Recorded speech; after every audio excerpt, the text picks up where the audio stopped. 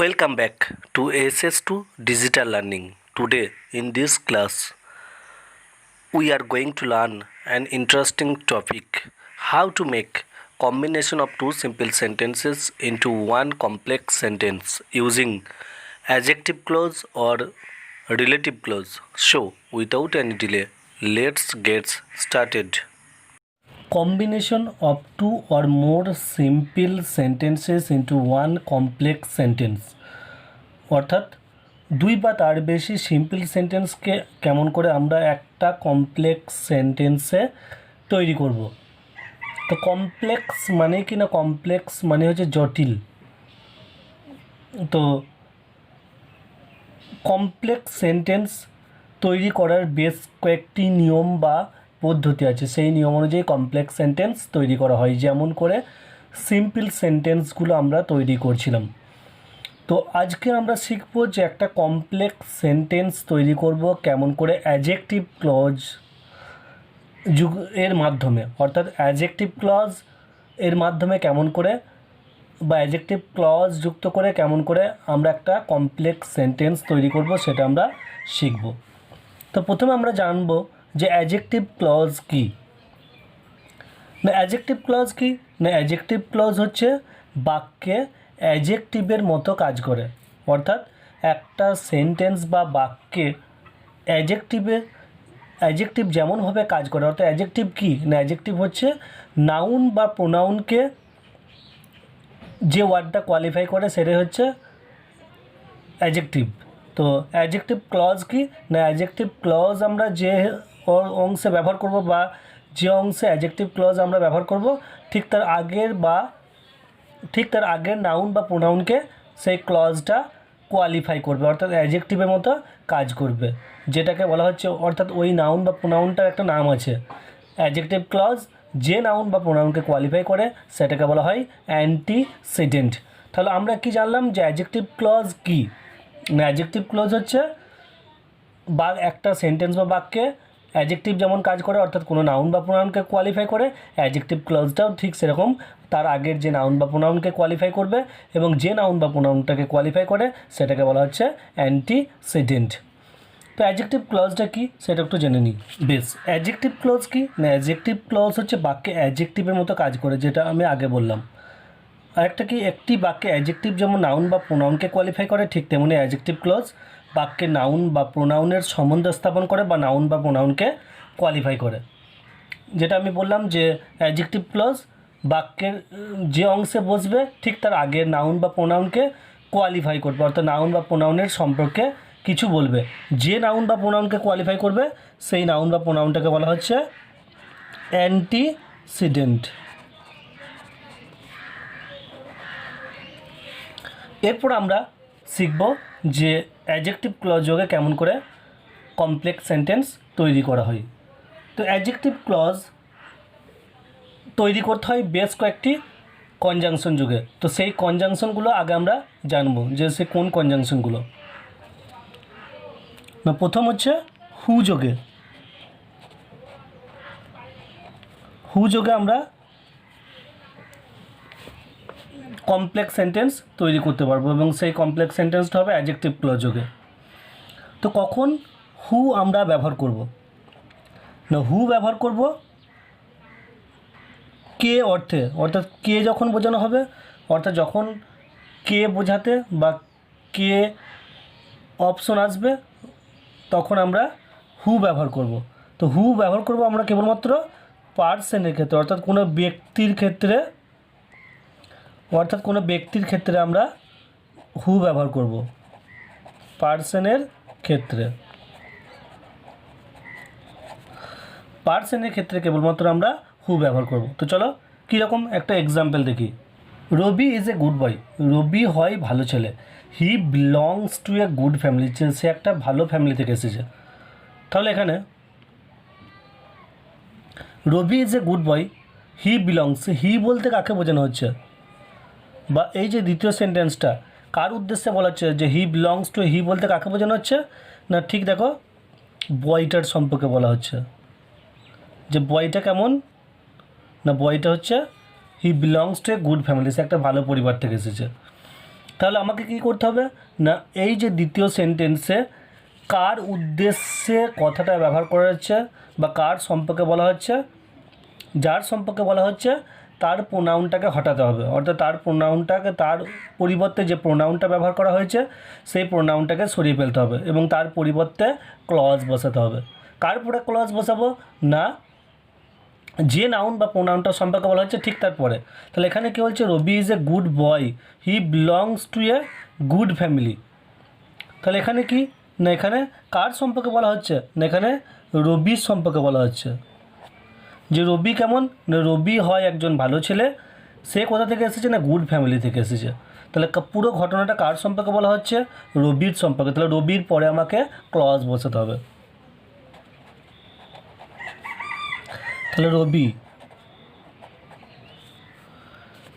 রবির পরে কি বসাবো, রবি যে বা কে, হু মানে হচ্ছে কে বা যে অর্থে পার্সনের ক্ষেত্রে আমরা হু ব্যবহার করব। তাহলে রবি যে হয় একজন ভালো ছেলে, এসেছে ভালো ফ্যামিলি থেকে। তাহলে রবি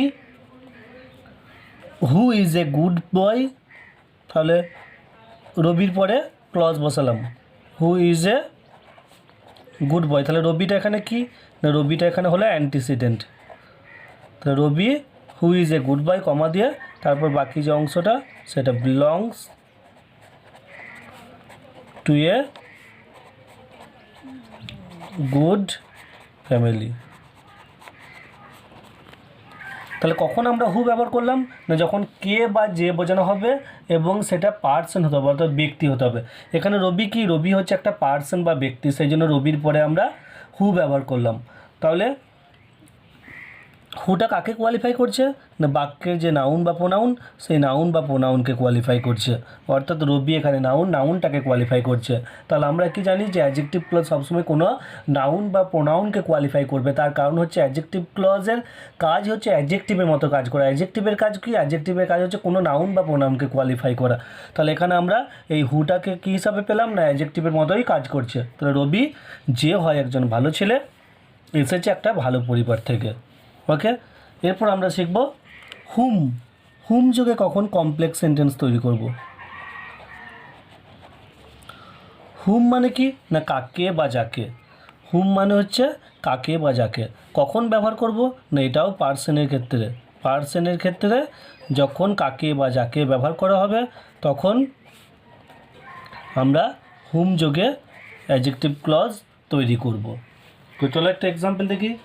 আই নো দ্য বয়, আমি ছেলেটাকে জানি। ইউ টিচ হিম, তুমি তাকে পড়াতে।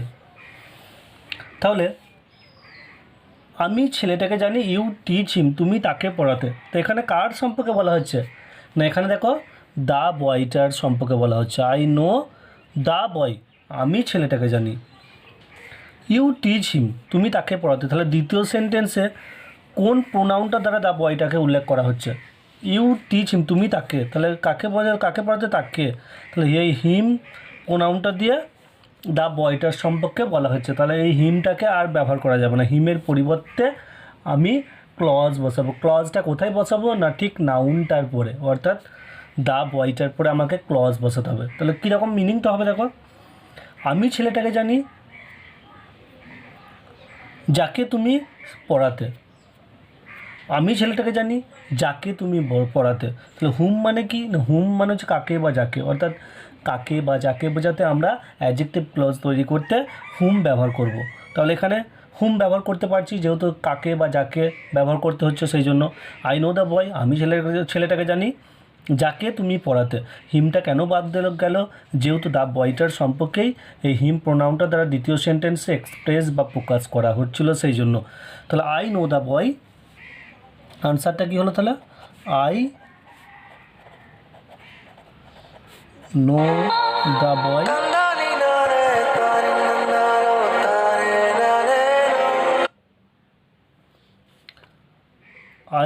The boy whom you teach. I know the boy whom you teach. whose যোগে কখন আমরা অ্যাডজেক্টিভ ক্লজ যোগে কমপ্লেক্স সেন্টেন্স তৈরি করব বা হুজ দিয়ে কখন অ্যাডজেক্টিভ ক্লজ তৈরি করব। হুজ মানে কি কার বা যার বা কাহার বা যাহার, অর্থাৎ কার বা যাহার যখন বোঝাতে চাইবে তখন সেখানে আমরা হুজ যোগে অ্যাডজেক্টিভ ক্লজ তৈরি করব। এটাও কোথায় ব্যবহার করা হয় না, হুজ ব্যবহার করা হবে পার্সন বা থিংস, সবার ক্ষেত্রে ব্যবহার করা হয়। পার্সনের ক্ষেত্রেও হুজ ব্যবহার করতে পারি অথবা থিংসের ক্ষেত্রেও হুজ ব্যবহার করতে পারি।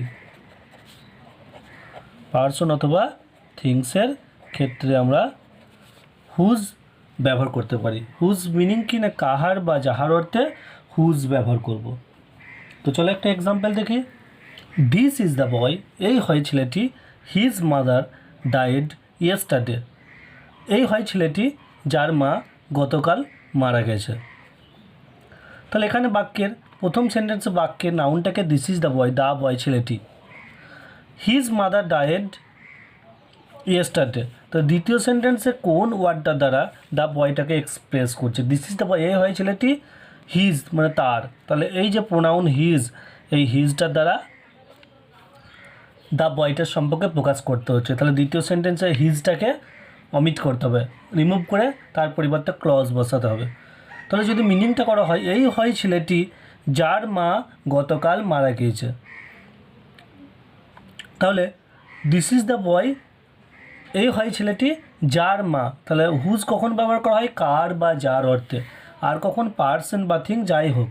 এখানে পার্সন আছে যেহেতু mother, his mother, the boy আছে, সেই জন্য পার্সন বোঝাচ্ছে, পার্সনের ক্ষেত্রে আমরা হুজ ব্যবহার করি। তাহলে এই হয় ছেলেটি যার, যার অর্থে তাহলে কী ব্যবহার করবো হুজ। তাহলে উত্তরটা কী হবে না, আনসারটা হচ্ছে this is the boy whose mother died yesterday. This is the boy whose mother died yesterday. Okay, which যোগে কখন অ্যাডজেক্টিভ ক্লোজ তৈরি করব। হুইচ মনে হচ্ছে কোনটি, যেটি, এই অর্থে হুইচ ব্যবহার করে। কখন ব্যবহার করা হয় হুইচ না, একমাত্র থিংসের ক্ষেত্রে, যদি কোনো বস্তু থাকে এবং এটি বা যেটি বোঝানো হয় তখন আমরা হুইচ ব্যবহার করব, তখন আমরা হুইচ ব্যবহার করব। তো চলো একটা এক্সাম্পল দেখি। আই বট এ ওয়াচ, আমি একটা ঘড়ি কিনেছিলাম। The watch gives a correct time, ঘড়িটা সঠিক সময় দেয়। তাহলে কি এই সেন্টেন্সে দেখো, আই বট এ ওয়াচ, আমি একটা ঘড়ি কিনেছিলাম, তাহলে এখানে নাউনটাকে না ঘড়িটা। দ্বিতীয় সেন্টেন্সে দ্য ওয়াচ গিভস, দ্বিতীয় সেন্টেন্সে দ্য ওয়াচটার দ্বারাই প্রকাশ করা হচ্ছে, তাহলে এই দ্য ওয়াচটাকে হটাতে হবে, সরাতে হবে, তার পরিবর্তে ক্লজ বসাতে হবে। কী ক্লজ বসাবো না, যদি বাংলায় করা হয় দেখো, আই বট এ ওয়াচ, আমি একটা ঘড়ি কিনেছিলাম যেটি সঠিক সময় দেয়, তাহলে এটি বা যেটি বোঝাতে, আর দ্য ওয়াচটা কি থিংস, একটা বস্তু, সেই জন্য আমরা তখন কি ব্যবহার করব হুইচ ব্যবহার করব। তাহলে আনসারটা কি হবে,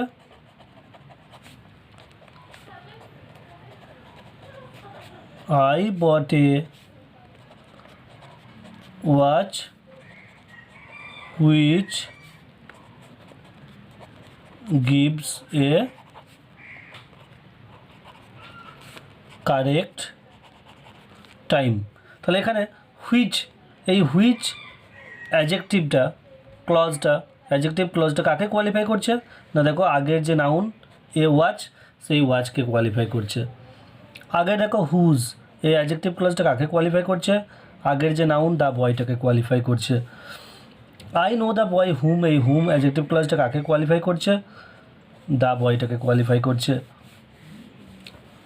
রবি is a good boy, he belongs to a good family, Rabi who, এই যে হু অ্যাডজেক্টিভ ক্লজের যে কনজাংশনটা সেটা কাকে কোয়ালিফাই করছে, আগের যে নাউন প্রোনাউন অর্থাৎ রবিকে কোয়ালিফাই করছে। অর্থাৎ আমরা কি জানলাম যে আমরা আগে জেনেছিলাম যে অ্যাডজেক্টিভ ক্লজ ঠিক তার আগে নাউন বা প্রোনাউনকে কোয়ালিফাই করে, যে নাউন বা প্রোনাউনটাকে কোয়ালিফাই করে সেটাকেই বলা হচ্ছে অ্যান্টিসিডেন্ট। তাহলে প্রত্যেকটার ক্ষেত্রে আমরা দেখতে পেলাম অ্যাডজেক্টিভ ক্লজের যে কনজাংশনটা সেটা কোথায় ব্যবহার করছি না, ঠিক তার যাকে কোয়ালিফাই করছে, যে নাউন বা প্রোনাউনটাকে কোয়ালিফাই করছে ঠিক তার পরেই ব্যবহার করছি। এরপর শিখব যে হোয়াই কোথায় ব্যবহার করব। অ্যাডজেক্টিভ ক্লজের ক্ষেত্রে হোয়াই কখন ব্যবহার করব। হোয়াই, হোয়াই মিন্স কি না, হোয়াই মিন্স হচ্ছে কেন, অর্থাৎ যখন কেনর কথা আসবে বা কেন বোঝাতে চাইবে এবং সেন্টেন্সটা যদি আমরা কমপ্লেক্স সেন্টেন্স করতে চাই বা অ্যাডজেক্টিভ ক্লজ যুগে যুক্ত করতে চাই তখন আমরা হোয়াই ব্যবহার করব। তো হোয়াই কখন ব্যবহার করা হয় না, হোয়াই ব্যবহার করা হয় রিজনের ক্ষেত্রে, যখন কোনো কারণ খোঁজা হবে বা কারণ বোঝাতে চাইবে তখন আমরা হোয়াই ব্যবহার করব। যখন কোনো কারণ বোঝাতে চাইবে তখন সেখানে হোয়াই ব্যবহার করব রিজন এর ক্ষেত্রে। তো চলো এক্সাম্পল দেখি। ইউ আর লুকিং হ্যাপি, তোমাকে তো বেশ খুশি দেখাচ্ছে। Can you tell me the reason, তুমি কি আমাকে কারণটা বলতে পারো। তাহলে দেখো ইউ আর লুকিং হ্যাপি, তোমাকে তো বেশ খুশি দেখাচ্ছে। Can you tell me the reason, কারণটা, কী কারণটা যে তোমাকে খুশি দেখাচ্ছে। তাহলে এই যে প্রথম সেন্টেন্সটা দেখো, ইউ আর লুকিং হ্যাপি, তোমাকে খুশি দেখাচ্ছে, তাহলে তার কারণটা কি না, তার কারণটা হচ্ছে দ্বিতীয় সেন্টেন্সে বলা হয়েছে। দেখো can you tell me the reason, তুমি কি আমাকে কারণটা বলতে পারো। কী কারণটা, কারণটা হচ্ছে তোমাকে খুশি দেখাচ্ছে। তাহলে এই যে খুশি দেখাচ্ছে এটা কাকে কোয়ালিফাই করছে না, দ্য রিজন, কারণটাকে। তাহলে কারণটার পরে আমাকে অ্যাডজেক্টিভ ক্লজের লিঙ্কার কনজাংশন বসাতে হবে। তাহলে তুমি কি আমাকে বলতে পারবে কারণটা কেন। তাহলে আমরা কি জানি হোয়াই কখন ব্যবহার করা হয় না, হোয়াই হচ্ছে কারণ বোঝাতে হোয়াই ব্যবহার করি। তাহলে এখানে কারণটাই বোঝাতে সেই জন্য আমরা হোয়াই ব্যবহার করবো। তাহলে আনসারটা কী হবে, ক্যান ইউ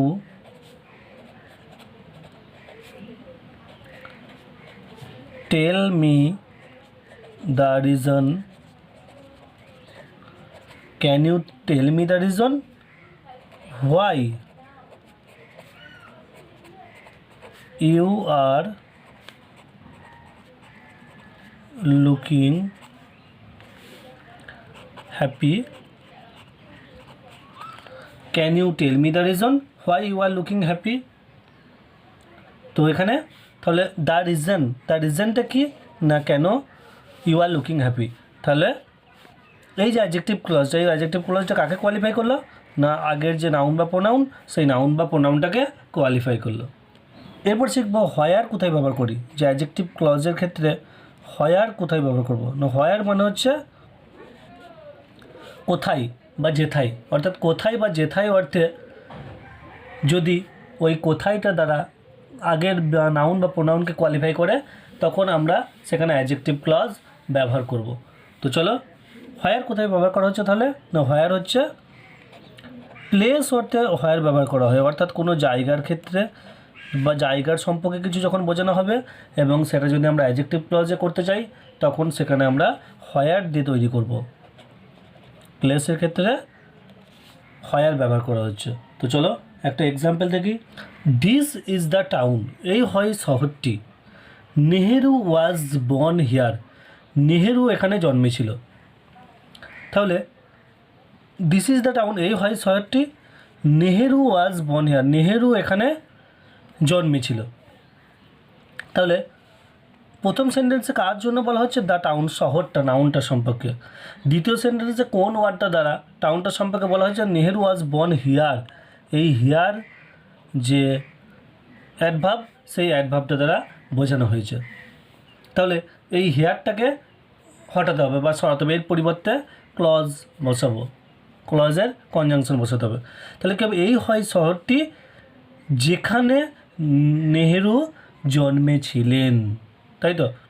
তাহলে দ্য টাউনের পরে কি ব্যবহার করলাম, কি ব্যবহার করতে হবে, যে যেখানে, হয়ার মানে হচ্ছে যেখানে বা যেথায় যখন বোঝানো হবে বা কোনো প্লেস যখন বোঝানো হবে তখন আমরা সেটাকে অ্যাডজেক্টিভ ক্লজ তৈরি করতে গেলে হয়ার ব্যবহার করব। তাহলে এখানে ঠিক যেথায় বা যেখানেই বোঝানো হচ্ছে সেই জন্য আমরা হয়ার ব্যবহার করব। তাহলে দিস ইজ দ্য টাউন, আনসারটা কী হচ্ছে তাহলে, দিস ইজ দ্য টাউন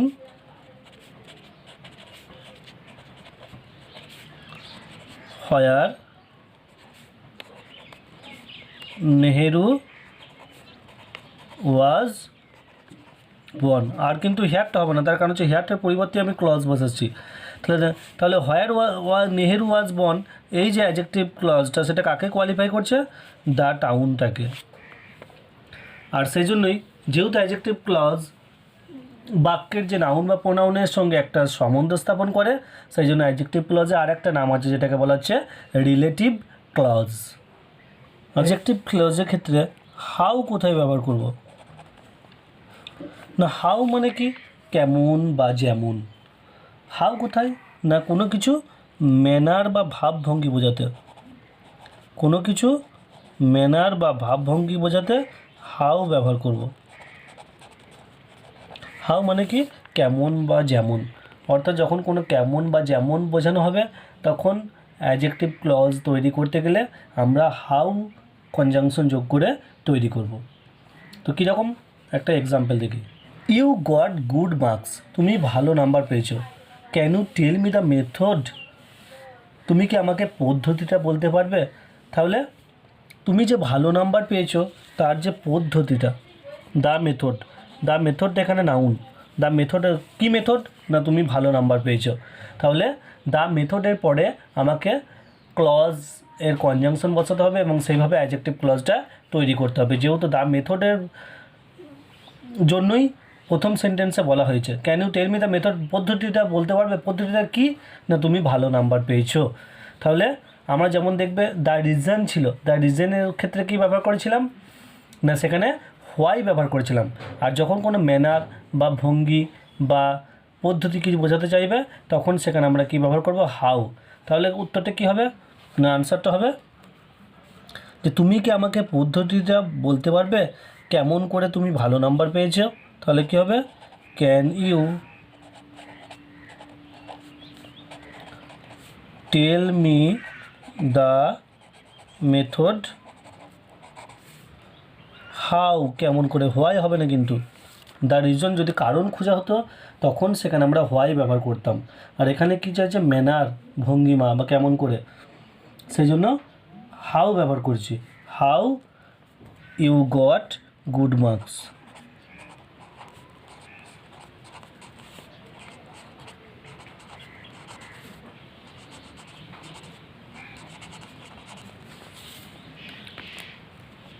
এরপর আমরা শিখব হোয়েন কখন ব্যবহার করব। অ্যাডজেক্টিভ ক্লজের ক্ষেত্রে হোয়েন কখন ব্যবহার করব না, হোয়েন মানে হচ্ছে আমরা কি জানি যে টাইমের সঙ্গে রিলেটেড, অর্থাৎ যখন টাইম বোঝাবে বা সময়ের উল্লেখ থাকবে, টাইম বোঝাতে আমরা হোয়েন ব্যবহার করব।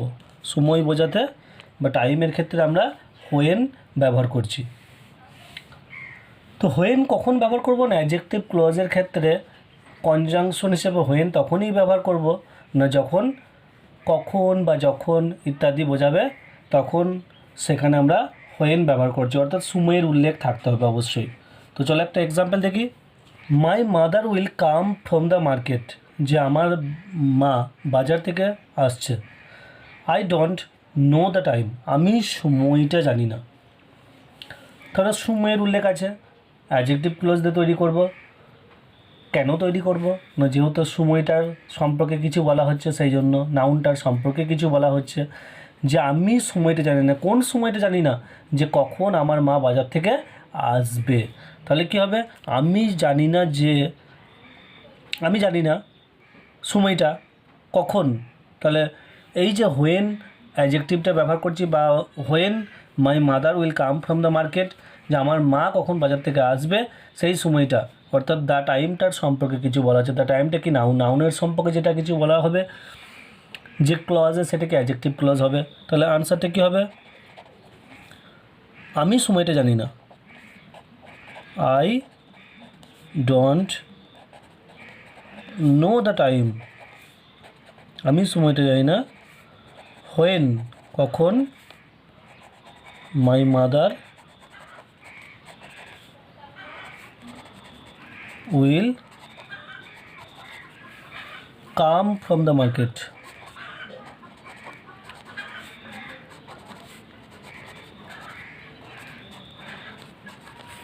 I don't know the time, আমি সময়টা জানি না কখন, when my mother will come from the market.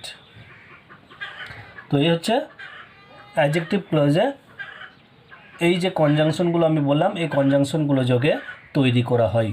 এরপর আমি একটা কোশ্চেন দিচ্ছি, সেই কোশ্চেনটা তোমরা প্রত্যেকে করবে এবং আমার যে কমেন্ট বক্স সেই কমেন্ট বক্সে সেন্ড করবে। রবীন্দ্রনাথ ওয়াজ এ গ্রেট পোয়েট, হি রোট গীতাঞ্জলি। তো এই যে দুটো সেন্টেন্স দিচ্ছি, এই সেন্টেন্স দুটোকে অ্যাডজেক্টিভ ক্লজ বা রিলেটিভ ক্লজ যোগ করে কমপ্লেক্স সেন্টেন্স তৈরি করবে এবং আমার যে কমেন্ট বক্স সেই কমেন্ট বক্সে সেন্ড করবে।